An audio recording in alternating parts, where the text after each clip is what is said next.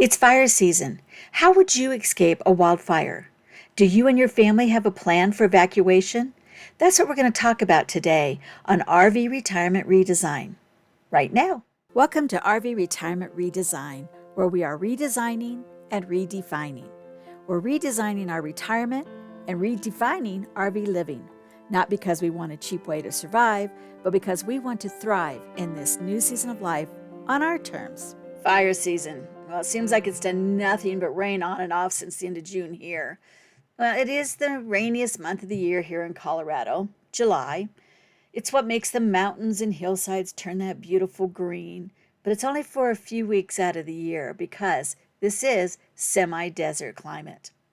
But I'm not fooled. It wasn't too long ago in the area that I now live in, it was threatened by a massive wildfire, and it was started intentionally by an arsonist. According to Wikipedia, the Waldo Canyon fire started in northwest Colorado Springs on June 23rd, 2012, and it was declared 100% contained on July 10th, 2012, so quite a few days afterwards, and it covered a total of 18,247 acres.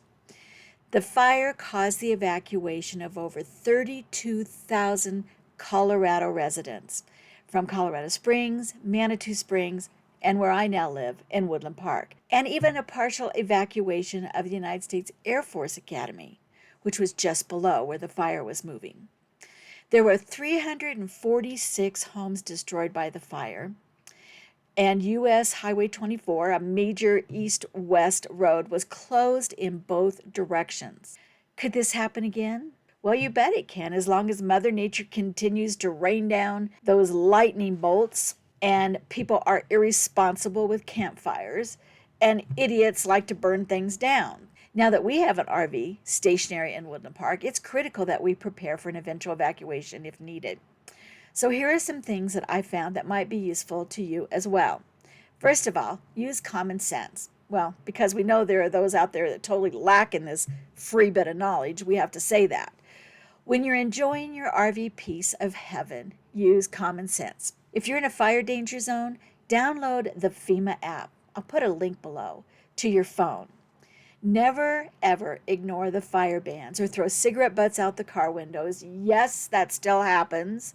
Fires are started every year because people ignore these rules. They don't think it's going to happen to them. Become familiar with your surrounding area. So whether you are stationary or traditionally camping, it's wise to know where the closest high point is, what major roads are accessible to your location, and alternative escape routes. Put an old-fashioned road map or topographical map in your glove box. You may not be able to access the internet in the heat of the moment. On the map, mark or take note of where emergency shelters are. Usually if there's a warning of any sort, they will let you know where to go in case of an emergency. Develop two scenarios, one for pulling your RV to safety and one for the potential need to have to leave it where it is. Develop a family emergency plan with evacuation routes in and out of the area.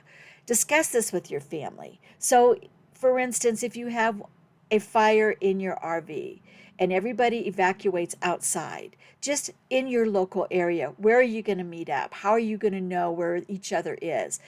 Make this kind of a local plan. But then also, if you have to evacuate out, how are you going to tell your neighbors, your immediate family, maybe that is in a close town, or even friends or family that is outside of the area that you want to stay in contact with? Search the web for some evacuation checklists. There's a number of them out there, and some of them are very detailed towards the area you particularly live in or the state you live in.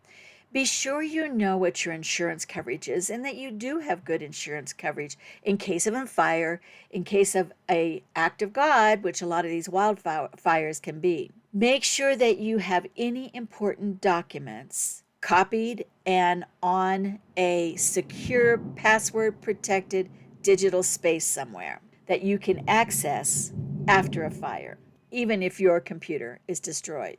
Have the supplies you need ready.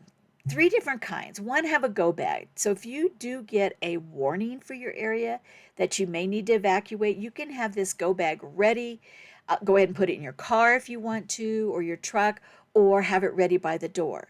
So this would be things like making sure you have an extra change of clothes for everybody in the family, that any medications you might need have been packed. Also, put a cooler beside that bag so that if you have medications that need to stay cool, you can put ice on it and get it out the door quickly. If you wear glasses, so extra glasses, masks and sanitizers. We're not clear of COVID yet, at least at this time of recording. So these kind of things, make sure you have them ready to go as well. Extra car keys, credit cards, cash. You may not be at a place where you can use your credit card, so have a little bit of cash. Not so much that somebody might rob you for it, though. You want to have emergency numbers. Your phone may or may not work in the midst of all the heat, or maybe a cell tower gets blown down or burned down. So make sure you have the numbers that you might need handy for you. Batteries, chargers, power banks. I'm going to list some of my favorites down below. But these are things that when your cell phone runs out of battery, you can immediately charge it back up so that you can use it. Some other things you might want to have in an emergency bag that you basically can leave in your car year round.